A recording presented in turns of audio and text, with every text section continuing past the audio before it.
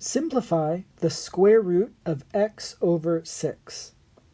This is not considered simplified because we have a fraction underneath the radical.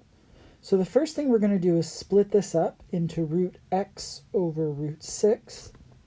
But even splitting it up, it's not considered simplified because we have a radical in the denominator.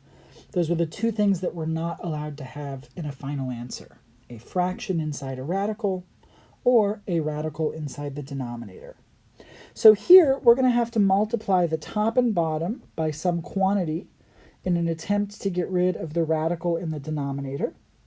Now in the denominator, we need to get a perfect square, so we want to multiply 6 by something to make it a perfect square. And we know that 6 times 6 gives us 36, which is a perfect square.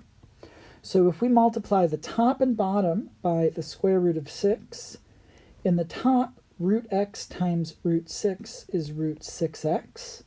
And in the bottom, root 6 times root 6 is root 36.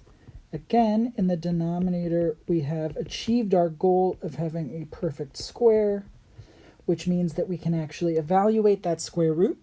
The square root of 36 is 6. So we end up with the square root of 6x over 6.